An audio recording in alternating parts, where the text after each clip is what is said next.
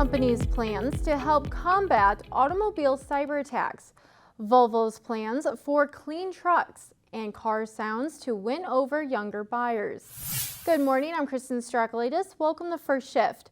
More on those plans for musical marketing in a moment, but first, an Israeli automotive cybersecurity firm is opening up its first U.S. operations center.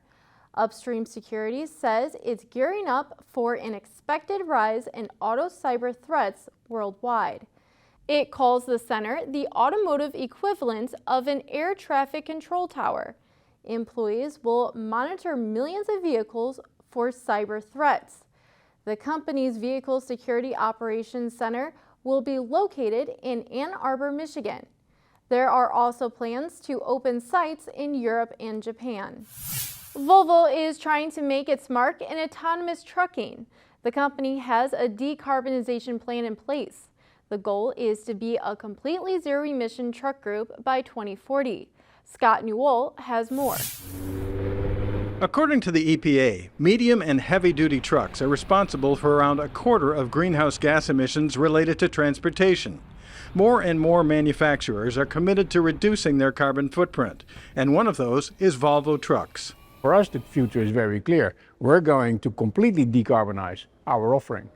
As part of their decarbonization path, Volvo Trucks has developed an electric version of their regional heavy-duty truck called the VNR Electric. Our targets are to get a 50% reduction in CO2 emissions by 2030 and 100% by 2040. Volvo was part of an ambitious pilot program to see how well all electric trucks in Southern California could do the job of conventional trucks. It's called Volvo Lights, which stands for Low Impact Green Heavy-Duty Transport Solutions. Overall, the project routes stretched from the ports of LA and Long Beach out to San Bernardino and Riverside counties. They looked at the complete ecosystem, including charging infrastructure, warehousing and distribution, and adding solar power. One big question everybody wanted to know was how much energy would you save if you invested in these big heavy-duty electric trucks? The Volvo Lights project showed you would save about 65% in total energy, 81% in fossil energy, and you would reduce emissions by about 80% compared to conventional vehicles. That's well to wheel. Several fleets leased Volvo's electric trucks to see how they do in their routes. Companies considering them need to see if they're a good fit. Electric trucks, as they are today, are not for every application in trucking. So to find the right application, start early, and surround yourself with great partners and experts. The Volvo Lights study found identifying ideal routes is key to electrification success. 10 Roads Express found that its short routes fit well with the advantages of electric power. The more you start and stop, the more you can activate the regenerative braking, and that it can add as much as 15% power back into your battery. To make an electric truck fleet work, building the infrastructure is as important as the actual truck. You have to work with the utility, you have to work with the contractors, you have to work with the engineering firms. You're signing contracts with, for real estate and easements and things like that you've never done before as an entire organization.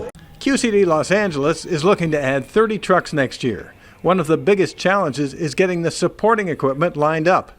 The infrastructure is very specialized and customized, so timing-wise it's always tough to time everything coming in at the right moment that we're going to be able to utilize our fleet at the right time.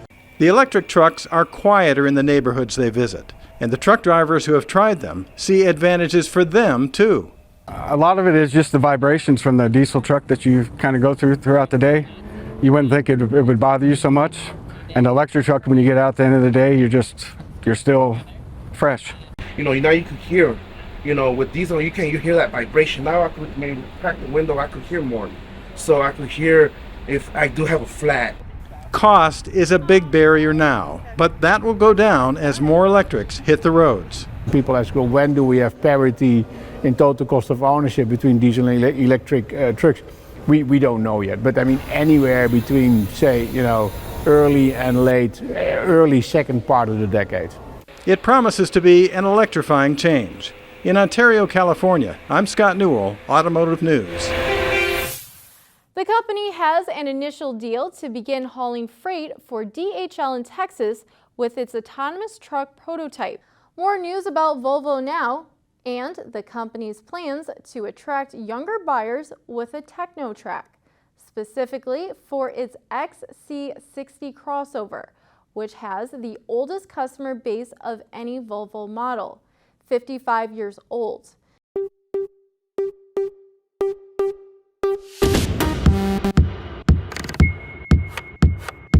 The automaker is now collaborating with a YouTuber who makes music out of doors slamming, seatbelts clicking, blinking headlights, and swiveling mirrors.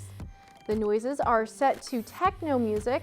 Volvo says this introduces the car to a new audience of 25 to 40-year-olds. Thanks for watching. Be sure to go to autonews.com for more news, and don't forget to follow us on Twitter at @first_shift. Have a great day, and we'll see you next time.